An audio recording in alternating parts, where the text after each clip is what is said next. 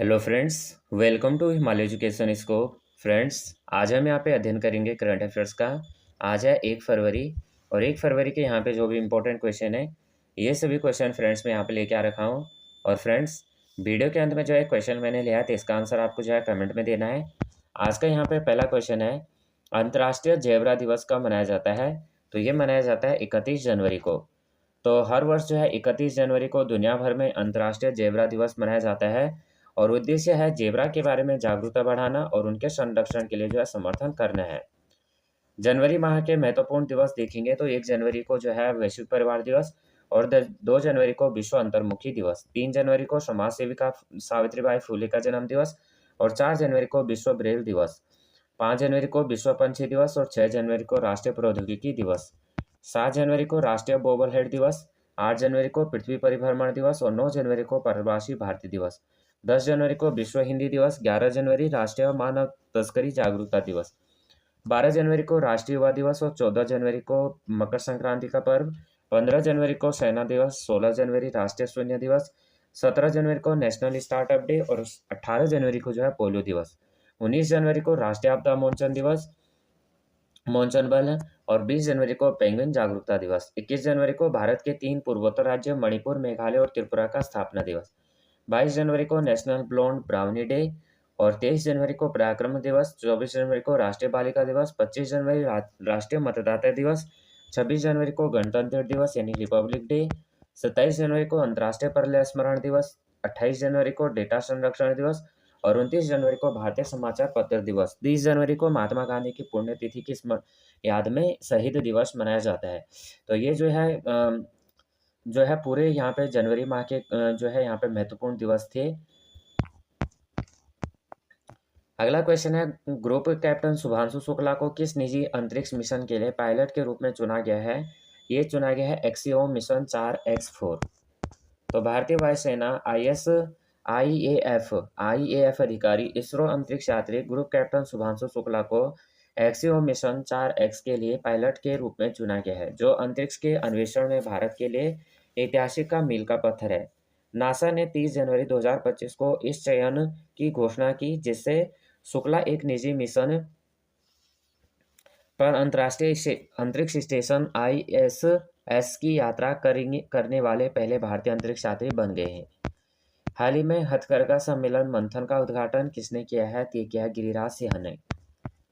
तो हाल ही में जो है केंद्रीय कपड़ा मंत्री हैं गिरिराज सिंह, इन्होंने नई दिल्ली में जनपथ स्थित डॉक्टर अंबेडकर अंतर्राष्ट्रीय केंद्र में हथकरघा सम्मेलन मंथन का उद्घाटन किया।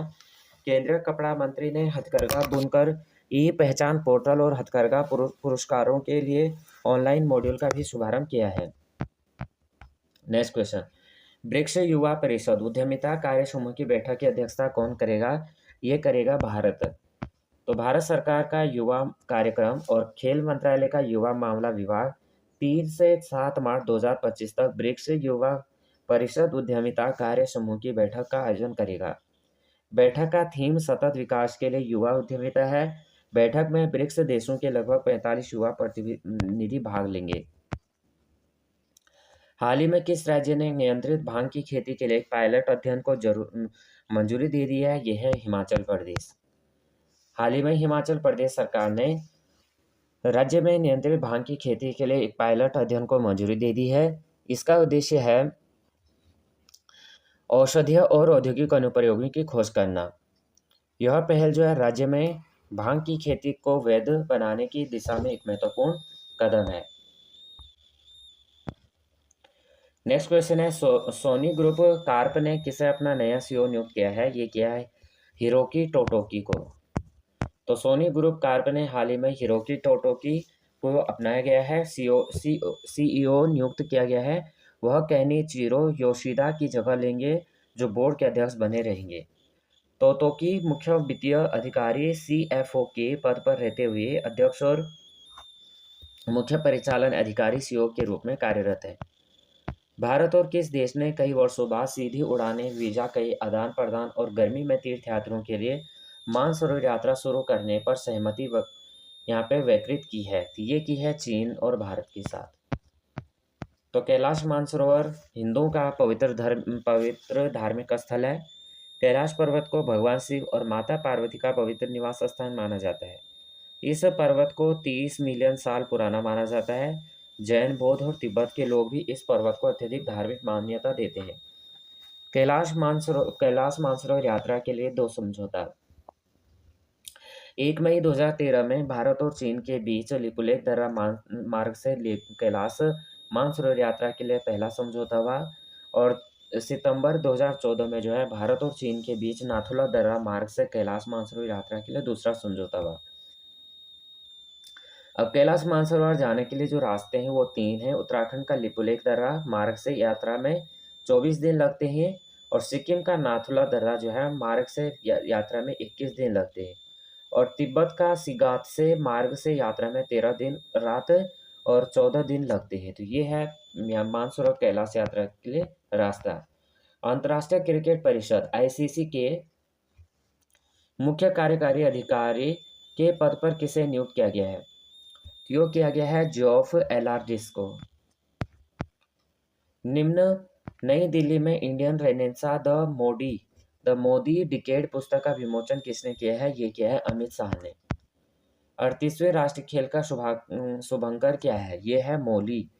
तो मौली का नाम उत्तराखंड के राज्य पक्षी हिमालयन मोलाल के नाम पर रखा गया है, जो अपने चमकीले रंगों, सुंदरता और ताकत के लिए जाना जाता है। यहाँ पे जो है 37वें नेशनल गेम्स का शुभंकर था मोगा। ये जो था बाइसन गो जातीय जीव था। रिवीजन करते हैं। आर्थिक सर्वेक्षण 2025 के अनुसार वास्तविक सकल मूल्यवर्धन GVAV FY25 में किस दर से बढ़ने का अनुमान है? 6.4%। आर्थिक सर्वेक्षण 2025 को आज संसद में किसने पेश किया है? ये किया है वित्त मंत्री निर्मला सीतारमण ने। ग्रुप कैप्टन शुभांशु शुक्ला को किस निजी अंतरिक्ष मिशन के लिए पायलट के रूप में चुना गया है? Axiom mission 4X। Sony group carbon किसे अपना नया CEO नियुक्त किया है? ये किया है हिरोकी टोटोकी को। हाल ही में किस राज्य ने नियंत्रित भांग की खेती के लिए पायलट अध्ययन को मंजूरी दी है? ये दिया है हिमाचल। ब्रिक्स युवा परिषद उद्यमिता कार्य समूह की बैठक की अध्यक्षता दक्षिण अफ्रीका में करेगा। हाल ही हथकरघा सम्मेलन मंथन का उद्घाटन गिरिराज सिंह ने किया।